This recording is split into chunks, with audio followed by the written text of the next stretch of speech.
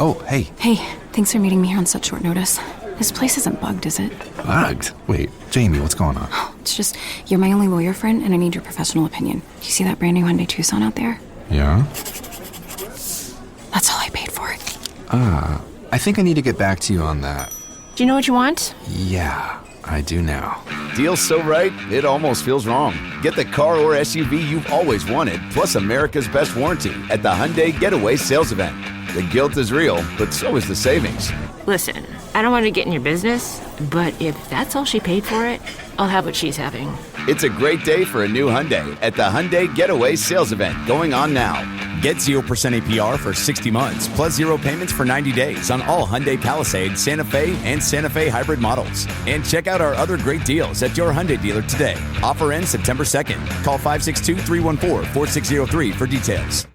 Now, the Hunt Palmer Show. Yes! I feel like I've been waiting for this my entire life. You're listening to the Hunt Palmer Show on 104.5 ESPN Baton Rouge. Jolly good fun. Jolly good. Locking down the middle of the day. America's favorite daytime fun show. Live from downtown Baton Rouge. This is Hunt Palmer.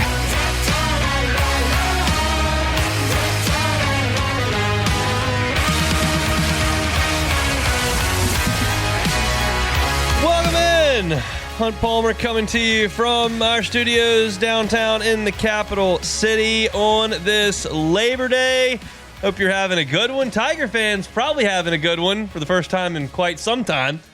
Talk about that over the next 2 hours. Got Jacob back, Cassie Spazzali back there on the ones and twos. We're working. Hopefully you're not. We'll get you to the finish line if that's the case here on this holiday Monday. We'll talk to Ross Jackson, Locked On Saints, LouisianaSports.net, about Saints game week coming up in 30 minutes. Matthew Bruni coming up at 2 o'clock. And then, of course, at 2:30, Denton Day, our normal Monday guest, talking about the opening weekend of college football. We're starting with LSU and Clemson, and we're finally starting in a good mood. Let's do it with our Genesis opening drive. It's time for Hunt's opening drive, presented by Genesis of Baton Rouge. That was a statement win for LSU. I don't know how else to say it. LSU played great. They deserved to win. They finished when they had to, and they get a huge win on the road in a hostile environment against what I truly do believe is a very, very good Clemson team. To me, LSU scored the win of the weekend in college football. Yes, monster win for Ohio State, beating the number one team in the country, but that was at home. This is LSU going on the road, and I thought it was brilliant. The way that I kind of handicapped this game, if you want to call it that, without wagering on it, turned out to kind of be the way that it played out. I told you on Friday, I trust this LSU defense. I think it is good on every level. I think it's going to be elite in college football. I think it's going to be one of the best in the SEC and the nation.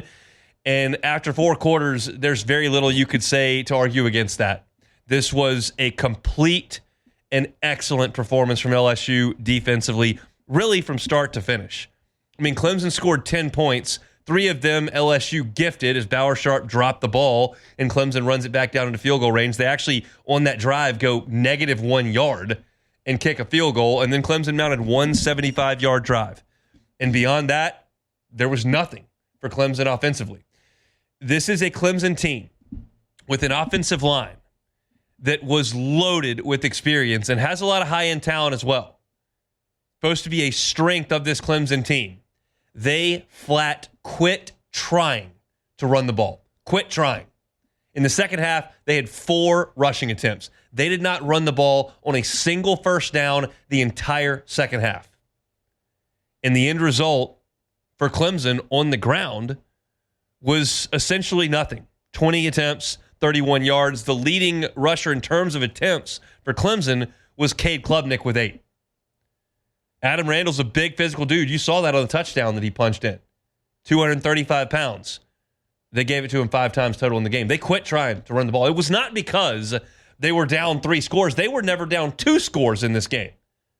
They quit trying to run it. Said, we've got to throw the ball. And when they threw the football, as we talked about last week, LSU now has a secondary capable of playing the ball.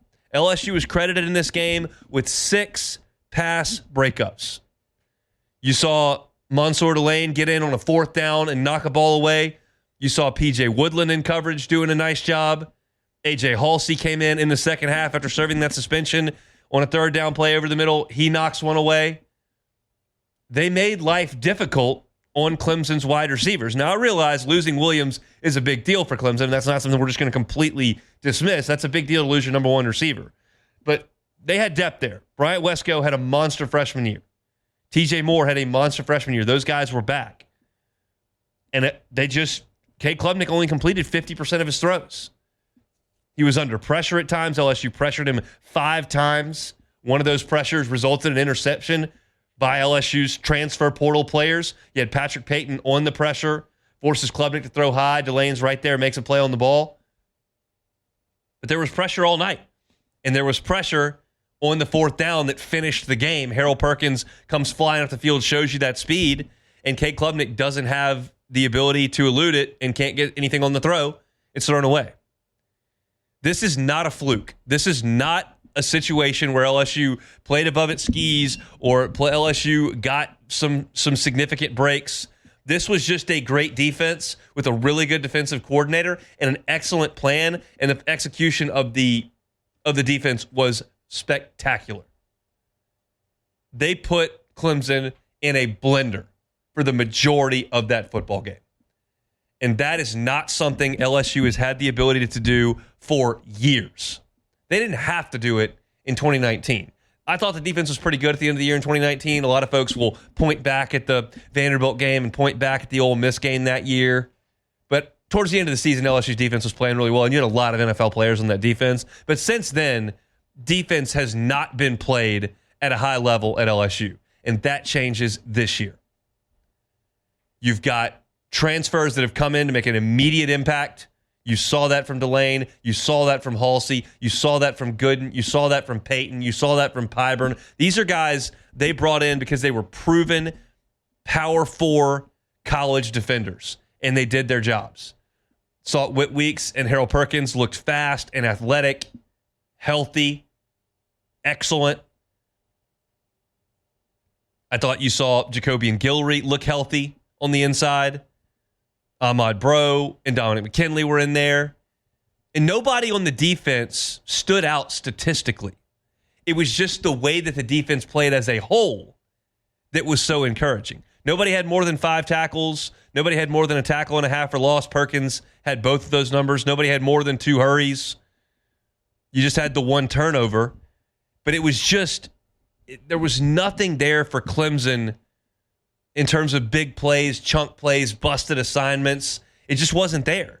I've seen some analysts go back over the tape, and Cade Klubnik may have missed some reads where some guys were open, but that's just going to happen over the course of a football game. But if you look at the yardstick in this game, LSU won it 354 to 261. And Clemson just couldn't sustain anything. They were bad on third down, 3 of 13. They only had the ball for 22 minutes and 50 seconds. And because LSU was able to control the game offensively from a clock perspective and continue to rotate the depth that they have on defense, you never had a dire defense. You had a fresh defense start to finish. And Clemson looked like they were driving down there to potentially go for 2 and win that game, which I don't think Dabo was going to do, because he said in the postgame that you almost had a chance to go down there, get a touchdown, kick the extra point, and go to overtime. He said that and used that terminology in his postgame. If I was him, I definitely would have gone for 2 if I'd have scored a touchdown at the end of the game, because I think LSU was the better team.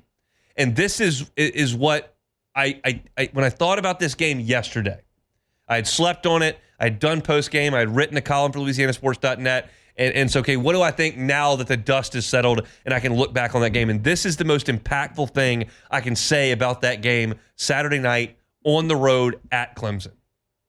I would play it again tomorrow. And I think LSU would win by 2 scores tomorrow. I think LSU is significantly better than Clemson. That is my takeaway from this game. You look at the big-time breaks in this game, the big-time plays in this game, and you think about a fumble that Clemson ran back into plus territory into field goal range. You think about the play where Berrien Brown is ruled incomplete. Like, those are the big moments in the game, and those probably spotted Clemson 10 points. And LSU still won the game by 7 on the road. There have been times where LSU has won games in the past where I would look at it and go, yeah, I don't really want to play that one again. I'm good with that result. This does not fit that category. This team is legit.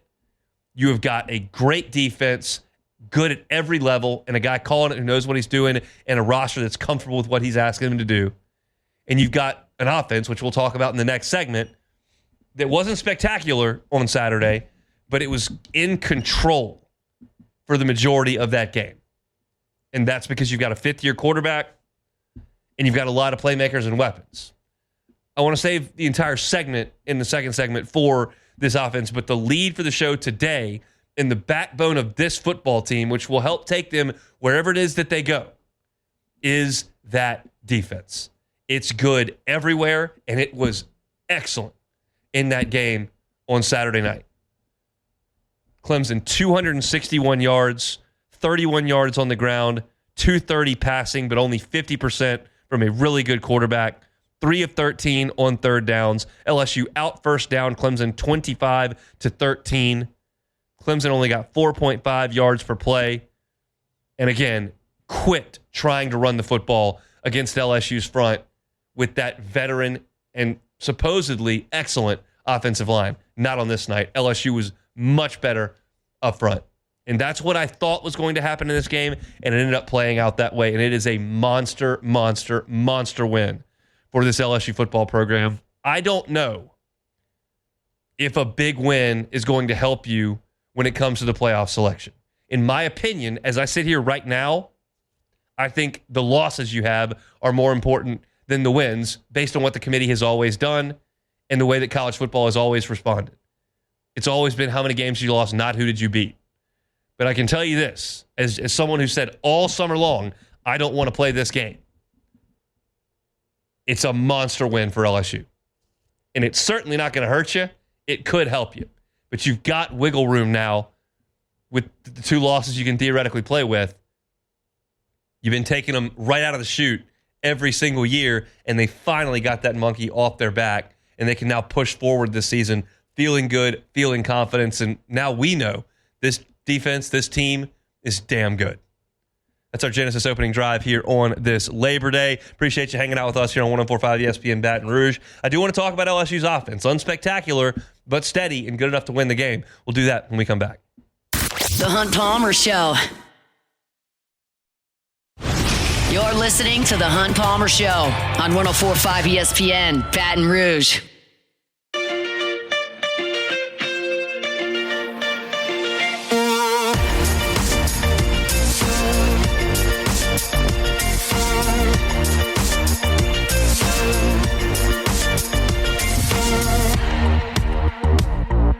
We'll have Ross Jackson, LouisianaSports.net, and Locked On Saints coming up here in about 15, 18 minutes from right now. Kellen Moore meeting with the media as we speak currently. So once Kellen is done, we'll check in with Ross Jackson. Saints and Cardinals from the Dome coming up Sunday at noon. So finally game week for the Black and Gold. We'll talk to Ross about it coming up. Matthew Bruni in an hour talking to LSU. He was in Clemson, South Carolina. So we'll talk to Bruni in an hour, and then Denton Day in his normal 2:30 slot on this Monday. Beck, you watched the game. What do you feel about my claim in the first segment that I'd be very comfortable with LSU playing that game again tomorrow?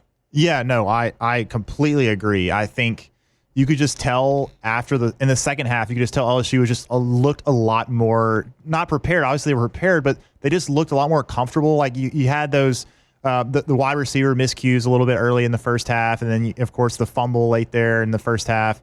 And so I think they just looked a lot more comfortable. And you could tell both teams struggled at a bit. This is the first game. There's a lot of first game, miscues that you expect in the first game. So I definitely agree. I think LSU plays that game. You play that game again tomorrow, today, a few more times. I think LSU wins, and it's gonna be not as close each time.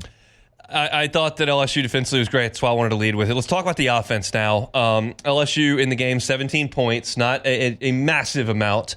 But I thought controlled the game and did things the way we wanted them to do it. I told you on Thursday and especially on Friday, like, hey, you've got to run the ball, even if it's not completely successful every time. You've got to consistently do it. And LSU stuck to the run game the entire way. It was awesome to see. They ran the ball 31 times in this game, and it wasn't awesome. Like Caden Durham had a 24-yard run on his first carry, the first play from scrimmage for LSU, and that wasn't blocked up very well. He had to slip a tackle in the backfield, and then he had to do it himself, basically. And then after that, there wasn't a whole lot of running lanes for him, but they stayed with it, and he ended up with 74 yards. They got Xavier Thomas involved, as we knew that they would. He had a couple of nice runs up in there. They got Juwan Johnson involved a little bit. Garrett Nussmeier kept it once and ran for 10 yards. They just stuck with the running game, and they stuck with the balance that you have to have offensively, especially when your pass rush is as good as Clemson's is. And trust me, it is. But they only got back there for one sack because I think LSU stayed consistent with the running game. And I wrote a statistically speaking piece on LouisianaSports.net. LSU attempted 40 passes in the game and ran it 31 times. And you look at first down play calls, they ran the ball 18 times and threw it 15 times on first down. It was just really, really good balance. And when Garrett Nussmeier was asked to throw the ball, he did so decisively and he did so effectively. He completed 74% of his throws in the game, 28 out of 38. They didn't have a lot down the field, but he just took what was there. And that's why LSU won time of possession significantly. They held the ball significantly. And look, Garrett's stat line looks different if they give you back the Berrien Brown catch, because that was from, 30-something yards, 31 yards out, I think it was. So if you give him that, that's 260 and 2 scores. That's a pretty solid day at the office. The thing that I noticed about Garrett in the game, the ball was never, ever, ever in harm's way. I can't think of a single ball that he threw that I thought Clemson had a really good chance to drive on and make a play outside of the out route that Bauer Sharp ended up catching on the tip. It looked like the Clemson guy jumped that route, but Garrett got the ball out there, and Sharp actually made the catch. So I thought you would see more of Chris Hilton. You didn't. I thought that LSU would hit a big play here or there. They didn't. But one thing that I did think that did happen was the usage of Trey'Dez Green. And here's the deal. We talked about this all August long. I could not have emphasized this anymore. You can't cover him. You can't.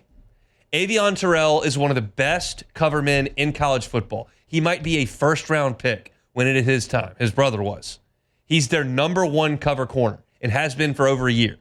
And they put him out there on Trey'Dez Green in the red zone, and Garrett Nussmeier just threw a lob, and he boxed out Terrell and made the catch.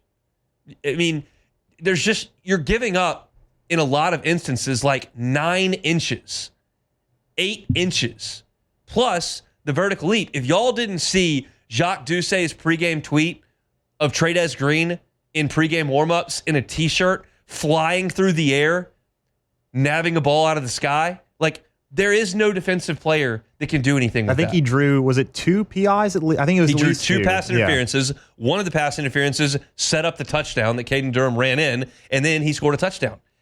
I don't know what a defensive coordinator is going to do in that instance. You got to double him, I think. I mean, that's the Calvin Johnson treatment. I don't know if that's necessary, but especially considering that LSU doesn't have an elite offensive line, you might need to play 9 on 10 on the inside and play 2 on Trey'Dez Green, because you're either going to get flagged for interference or he's going to go up there and catch it.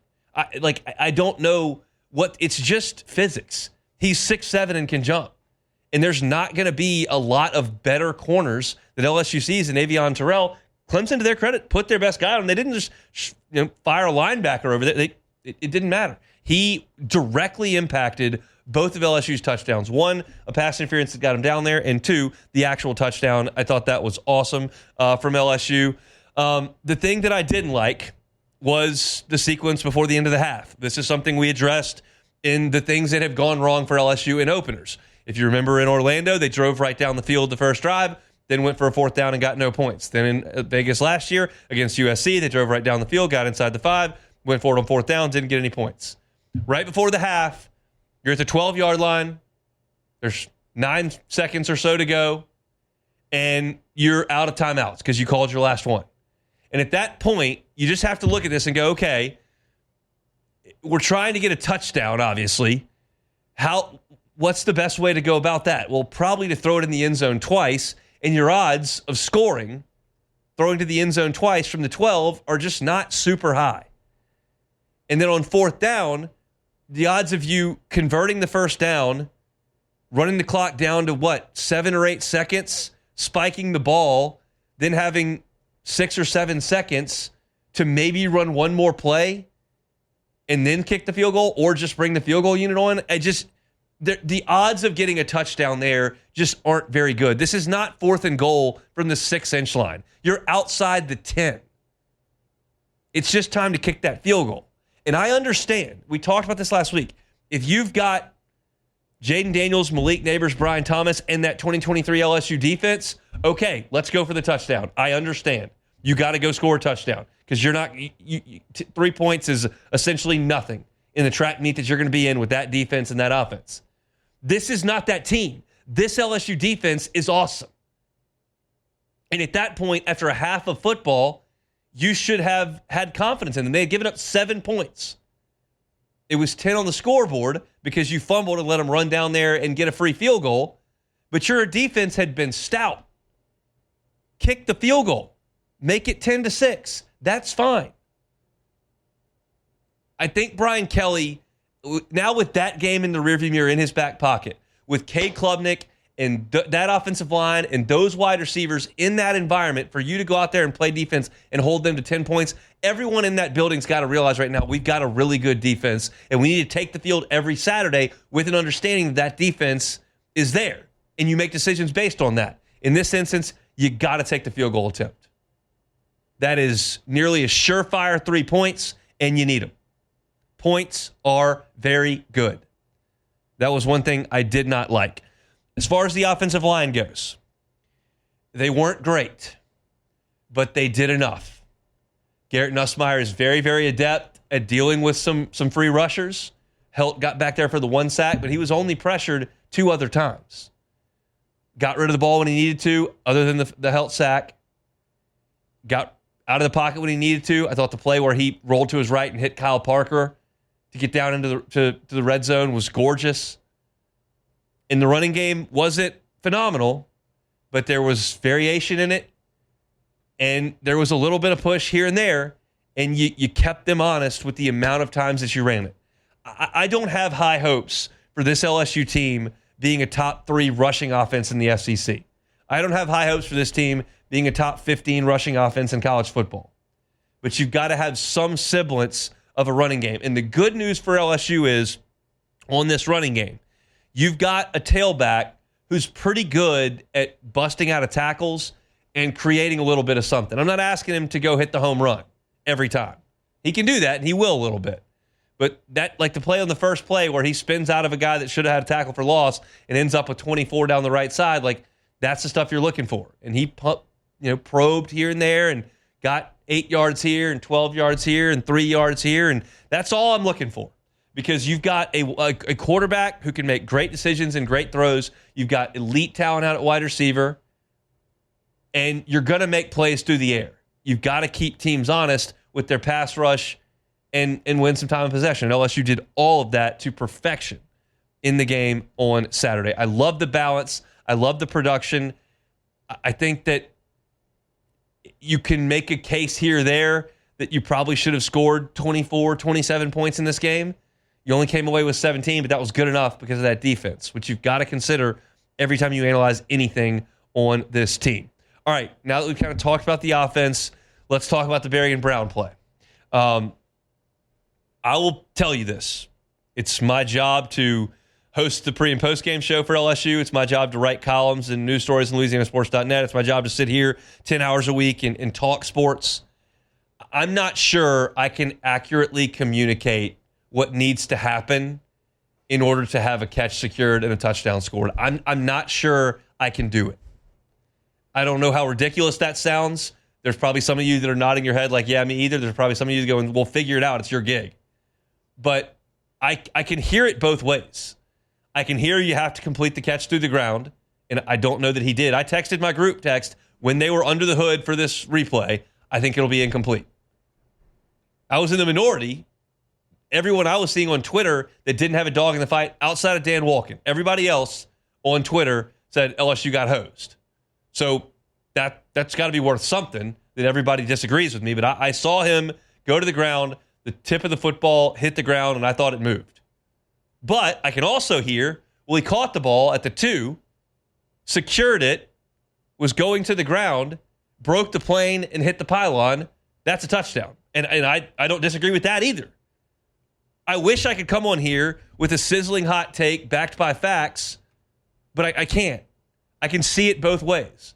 I am not surprised the touchdown came off the board. I would have been thrilled and not surprised if they just said, yeah, he caught it, possessed it, made a football move toward the pylon, touched it. At that point, it's dead. Touchdown LSU. Yeah, I mean, you can listen on the broadcast. They had the referee expert guy. He thought it was the catch too. Herbstreit and Fowler just whiffed. They weren't even talking about the ball hitting the ground. They weren't. They were purely talking about the pylon. They were. Which they just missed that part of it. They did. But even after that, they finally noticed the ball touched the ground, and they still were like thinking, that's. And this happened in multiple games this weekend. You saw the South Carolina Virginia Tech game that happened, the Notre Dame game that happened. They had a touchdown called back.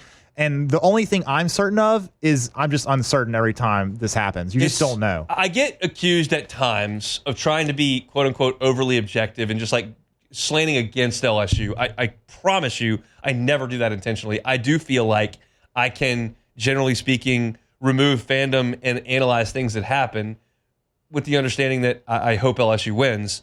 I was not surprised that the call came back, but I am fully understanding of and I see the fact that everyone that I'm watching who doesn't care about Clemson or LSU, Barstool personalities, national college football folks, guys that cover other teams, everyone, LSU got hosed. That's a touchdown. Ridiculous. That was the almost unanimous outside of Dan Walken. And so that means something. But I just don't know what the rule is. And what I know is it was an awesome throw. It was a really good play by Berrien Brown to win on the outside and to get that ball in his hands and go to the ground with it. It was close, but I thought the ball moved a little bit and wasn't stunned when they took it off the board. Either way, I thought that there was a lot of good things that LSU did offensively. There were very few bad things LSU did offensively, and I will tell you this. That is a damn good Clemson defense. Those dudes up front are real. And they got dudes that can cover, and those linebackers are awesome too. And that may be the best team LSU plays all year. They had 8 tackles for loss. Yeah, I mean, and look, LSU's offensive line got whipped at times. Like Cole Kublet watches the All-22 tape and writes observations. Like I said, LSU got pushed around up front a little bit. And we knew that was going to happen. This is a great Clemson front, and LSU's offensive line is not great right now. But they were good enough. And I think that there's something to the question we were asking all of August, like, is LSU prepared to run an offense with the understanding that at some points and in some games, especially in that opener, you may have to hide your offensive line a little bit? I thought LSU did. I thought it was great. Just awesome performance by LSU. And finally, they get off to that good start. And it just feels so much different this time around on this Labor Day with an LSU win in the back pocket here. So that will put LSU and Clemson to bed for a few more minutes. We'll talk to Matthew Bruni about it coming up at 2:15. So certainly not putting it to bed, and we'll get Denton's thoughts on it as well. But awesome start to the 2025 season for the Fighting Tigers of LSU, who will be a consensus top 5 team when those polls come out, I believe, tomorrow once TCU and North Carolina wrap things up. All right, Ross Jackson just finished hearing from Kellen Moore. Saints surprising cut to me today. Guy that's probably headed to Denver. We'll talk about all that when we come back. The Hunt Palmer Show. Highland Insurance Group, HighlandIG.com is that website. Look, they're experts when it comes to the coverage portion of insurance. I know that when you're a business owner and you think about your commercial insurance program, the first thing that you think of is premium. And that's obviously very, very important. And at the Highland Insurance Group, they're an independent broker that's got contracts with tons of carriers. They can make sure that you're placed in the right place in terms of the financial aspect of it, but they're also going to be sure that your coverage is correct. If you don't know exactly what your insurance program says, you just know what it costs, contact the Highland Insurance Group to make sure that they audit your policy for free and make sure things are in the right place. Don't wait till after the car accident, after the cyber attack, after the hurricane, after the lawsuit to then read the policy and see what your insurance owes you. go ahead and be proactive with that. That's what the Howard Insurance Group does, and that's why they've been so successful helping their clients here in the state of Louisiana. They're based in Baton Rouge, can help you out statewide. It's Jonathan Carbo and his team at the Highland Insurance Group. Check them out online, highlandig.com. This is the Hunt Palmer Show on 104.5 ESPN, Baton Rouge.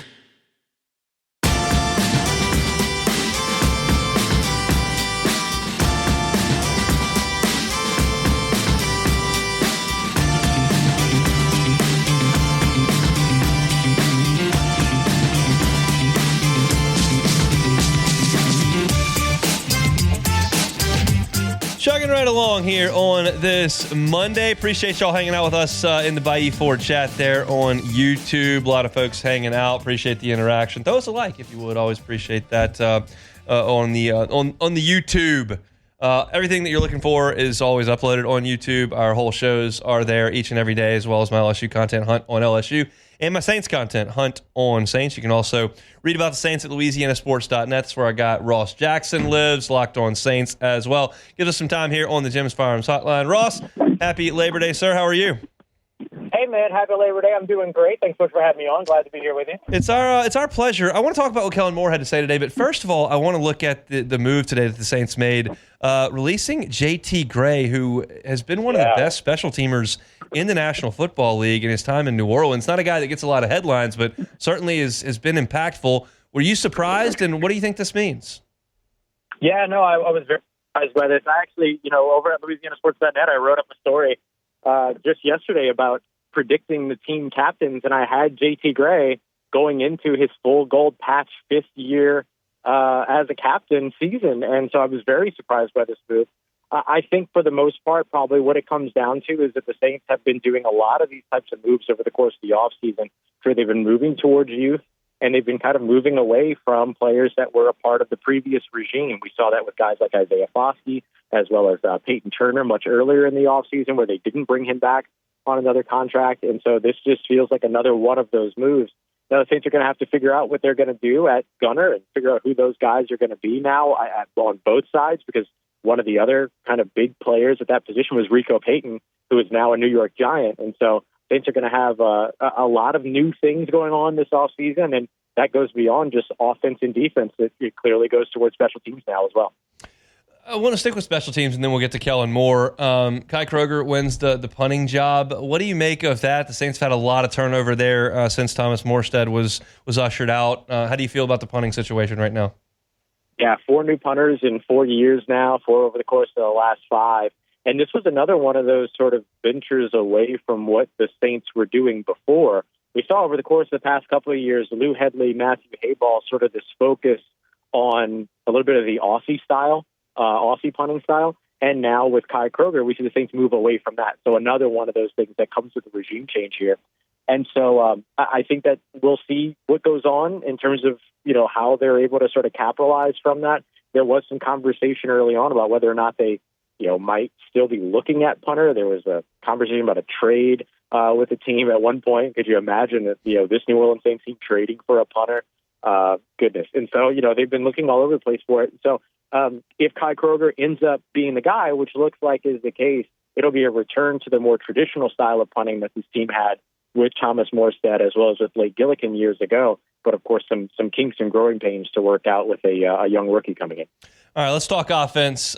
Saints and Cardinals coming up in the opener on Sunday. We watched intently in the preseason, but we understand that is preseason. You're not running everything, and not everybody's out there on the field. How do you expect the Saints offense to look on Sunday as compared to what we saw in preseason games? Yeah, I would anticipate for as long as they can, unless the score gets out of control or anything like that, a little bit more of a run-first approach for this team. I was really surprised not to see a lot of the run game over the course of training camp and the preseason. We saw a lot of focus on the passing game, even going all the way back to that 126-play scrimmage that they ran. Over 80 of those were passing attempts from my charts. And so, we didn't see a ton of this New Orleans Saints run game, but we know that that's kind of part of what Kellen Moore does really, really well, is that he schemes up these really effective run games. They did it last year in Philly. They did it for several years over in Dallas as well. And so I would expect to see a little bit more of that. And I think that you're probably going to see the offense kind of build from that. More RPOs, more of those play actions, read options, things like that. the Saints feel very comfortable with both of these quarterbacks, but most namely Spencer Rattler being the starter, of what they can do with their legs. And so I think that a guy like Spencer Rattler gives them an opportunity to be able to open that playbook up a little bit more, lean in on that run game, and then build off of that. That's certainly what I would expect, especially when you're going up against an Arizona Cardinals team that was responsible for the 5th most explosive rushing plays last year. You're going to want to keep the ball away from that offense a little bit, especially knowing that your defense has struggled with run game over the course of the past few years. And so I think that that's something that we'll see a little bit more of, a little bit more motion, 11 personnel, things like that we're not accustomed to seeing over the course of the past couple of years for New Orleans. But I think for Kellen Moore, what we'll see that's different in that preseason is going to be that run game. I think for a lot of reasons, we all know that the Saints offensive line needs to be a strength of this team. What's your confidence level that it will be? Yeah, I'm not sure that I would say that I have much of a confidence level in that until we see it, right? Especially once we see it in October. Look, offensive line play across the NFL is going to stink in September. I mean, that's always the case. That's the way that it works. The NFL has always kind of been slow in that area. And a lot of that comes down to the lack of ability to have contact in practices and the lack of exposure that a lot of teams allow their offensive lines in an effort to keep them healthy by not playing them in the preseason. And so I think that you're going to see struggles across offensive lines all around the NFL, outside of maybe Philadelphia, when it comes down to what that offensive line is going to look like. And I don't think the Saints are going to be immune to that. They've got effectively 3 players playing in new positions now, right? Tallahassee Fuanga was a starter at left tackle last year, but he moves to right tackle. We'll see what happens at left guard if Trevor Penning makes it back out on the field. If not, then it's Dylan Ravensfair, who played right guard for the Tennessee Titans last year. And then, of course, you have your rookie and Kelvin Banks Jr., who was super impressive during the preseason, but now, of course, has to step into some regular season action. And so I think it's going to be maybe a little bit of a slower ramp up for the offensive line, but I think once they're able to strike a rhythm, and of course, as long as they can stay on the field, they should be able to provide what's necessary for this Kellen Moore offense. Let's flip to the other side on defense. What's your confidence level the defensive line can be a strength? Yeah, I feel a lot more confident in that one for New Orleans. That defensive line was really, really fun to watch all throughout training camp, which then raises the question, is it that the defensive line was good, or was it that the offensive line was struggling? That's always the big negotiation you have to make in training camp and all that. But even in the preseason, we saw guys like Yashin Davis and Fadil Diggs go out there and make plays, playing in the roles that you're expecting to see guys like Chase Young, Carl Granderson, and Cam Jordan. And so you can kind of translate that a little bit. But I think one of the biggest places where they're set to make an improvement is going to be in the run game. This is a team that was 31st last year in the NFL when it came to rushing yards allowed. Now they get into this moment with Devon Godshaw having been added, Christian Boyd making some big-time strides going into his second year, and sort of this new look 3-4 or odd front, multiple front defense. I think that there's a lot of good that's going to come from especially Devon Godshaw, who to me could be one of the most important additions this offseason when it comes to helping to make this team a little bit more stout against that run game, which they desperately need. I know Kellen Moore, not much of a performer in front of the microphone, so I'll kind of leave it open-ended here. Like, did he have anything of note to say now that we're into game week, or just business as usual there in Metairie? Yeah, I think one of the things that I really kind of took away that was maybe a little bit, buried in his press conference, which, had a lot to do with how hard that JT Gray release was and all these other things, a lot of important stuff in there. But one of the things that he acknowledged was that for the first 3 weeks of the season, you're going to see a lot of things that you can't scout from the teams that you're playing up against, because so much has changed from last year going into this year. But to me, it was the little aside that he said when he said that for him, he knows that Arizona's going to have some of those unscouted things, but they're going to have some unscouted and, things, the new things to kind of show themselves as well. And there was like a little bit of you could see kind of a little bit of a smirk. This guy loves football. And so you saw a little bit of a smirk when he said it. So I think one of the big things that I'm looking forward to is seeing what are those unscouted looks, what are the things that we haven't seen yet, and how effective are they for Kellen Moore if he's got some things up his sleeve going here into week one, as the Saints seem to be pulling out all the stops from, obviously new head coach, new starting quarterback, new era, and now even new jerseys to open up the season. They're really buying into that they're a new team. They're a different team. So I'm really, really interested to see kind of what that looks like in week one. Last one, Ross. You've been in that dome a lot of times. What do you expect the energy to be like on Sunday? What do you think the vibe will be like for the opener? I think it'll be a pretty good vibe. I don't know what it's going to look like ticket sales wise. I imagine, they sold out of their preseason or sold out of their season tickets, all those other things. So I imagine it's going to be pretty, full and packed. It's week one of the NFL season. the Who Dat Nation shows up for their team. So I expect that we'll see that.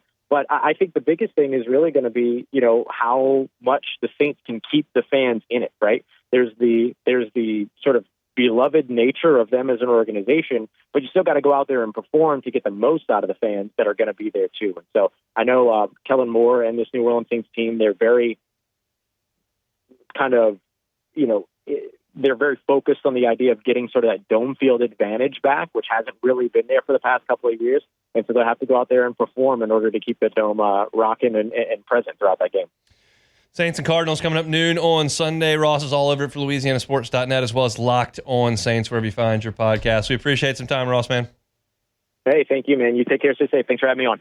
Ross Jackson, Locked On Saints and LouisianaSports.net. When we come back, we'll shift back to LSU. I want to talk a little bit about something that Ross actually mentioned there when we were talking Saints, about the teams scrimmaging each other, practicing against each other so often. And you're always curious why one side has the upper hand. Is because somebody's making plays or because one part of the team is weak? I want to talk a little bit about that from an LSU perspective when we come back.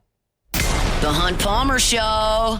One Bath and Closets. OneBathAndClosets.com is the website. David Duvall and his team, 30 years redesigning and remodeling bathrooms and closets. They can do full-scale remodeling of an entire bathroom. That is perfectly within the course and scope of their work. However, sometimes it's something simpler, like a tub-to-shower conversion. It can be done very, very quickly, in less than a week, and it can completely transform your bathroom. Take out that tub that you never use, that tub that's not functioning well anymore because it's 30 years old. Put in a gorgeous glass walk-in shower. It can just be transformative in a room that you spend a lot of time in, the bathroom. It can add some value to your home. Just give a fresh look. Let David do it. He's happy to come over and have that free consultation with you. Just chat through it. If you are thinking about financing it, you can do that. 18 months, 0%, same as cash if you qualify. It's One Bath and Closets. Check out the website, onebathandclosets.com, and see the pictures of their great work, as well as requesting that free consultation. One Bath and Closets, onebathandclosets.com. You're listening to The Hunt Palmer Show on 104.5 ESPN, Baton Rouge.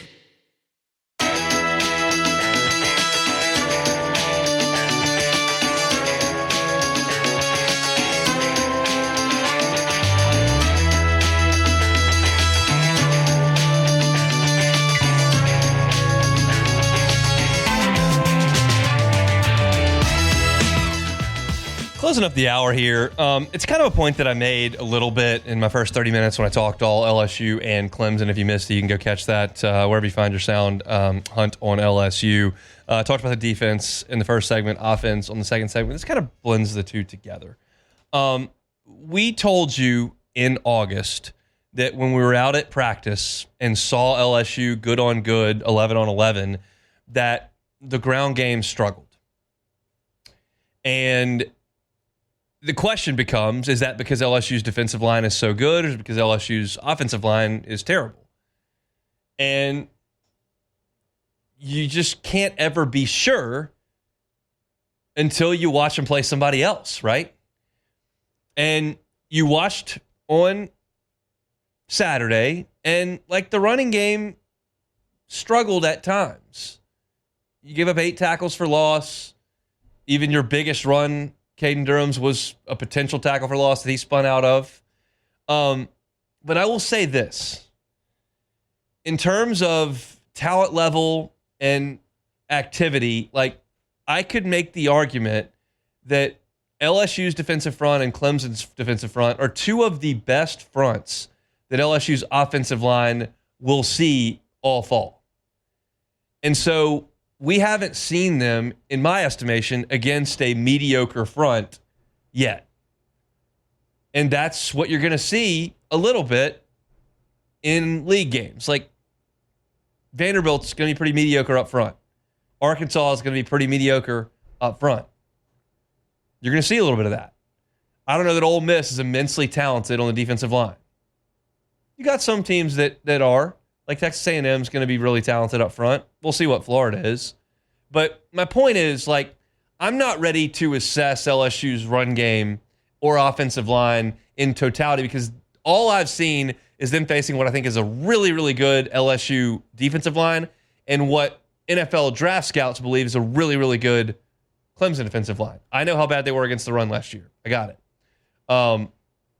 So you're not going to be able to draw a lot from the Louisiana Tech game, but I think at home against Florida, week 3, I think that's going to be a better glimpse as to what LSU is on the ground. I mean, I think it's a good thing that Braylon Moore was recognized today as SEC Offensive Lineman of the Week. I don't know how exactly they go about measuring that, but I think it's a good thing that he was one of the highest graded Pro Football Focus players on LSU's team, and he's a big piece to what they're doing. And the continued development of LSU's front 5 is just going to be massive. Because I will say this, I don't think this is hyperbole. I don't think this is being a homer. I don't think this is taking things out of proportion or overreacting to 1 week. If LSU's offensive line is just pretty damn good, not elite, not an NFL draft factory, just pretty damn good, this team can make a run. I didn't say they will. They can. There's a lot of variables, and your margin for error can get really tight after you lose a game. But I think the defense is elite. I think the quarterback is mature and capable. He's got phenomenal weapons outside of him. If he's kept upright and they can run the ball and keep teams honest, this is a team that can be as good as anybody, I think. I really do. I felt that way on Friday. Saturday reinforced it. And kind of the point of this segment is I don't know that I'm ready to make a call on the offensive line because I think what I've watched them face in practice and against Clemson is really, really good. Let's see how it looks against some teams that aren't quite as good as they go on this 12-week journey of improvement. It's exciting. It's an exciting time. The last few Monday shows after the first game have been terrible. This is good. We'll come back after Sports Center with more. The Hunt Palmer Show. Genesis of Baton Rouge. GenesisofBatonRouge.com is the website. Every car that is on the lot is online at GenesisofBatonRouge.com. My favorite Genesis vehicle is the GV80. It's the midsize SUV. If you've got a family and you're looking for a new ride, the GV80 can fit some car seats, can fit some kiddos, and it is a comfortable ride. The odds are most of you haven't been behind the wheel of the GV80 because it's fairly new. But if you're looking for an SUV, looking for a new vehicle, just put Genesis on your list. Get on by and see them, Airline at PQ. If you're buying a new vehicle in Baton Rouge, you're probably going to be on Airline anyway. Go check them out. Tell them the Hunt Palmer Show sent you, and you'll be blown away by the customer service, the line of vehicles, and the entire experience of being a Genesis driver. It is a luxury brand at a reasonable price. That's the model. Go by and see them, Airline at PQ. They're across from Women's Hospital. And as I tell you every day, that entire line is online at GenesisofBatonRouge.com, GenesisofBatonRouge.com.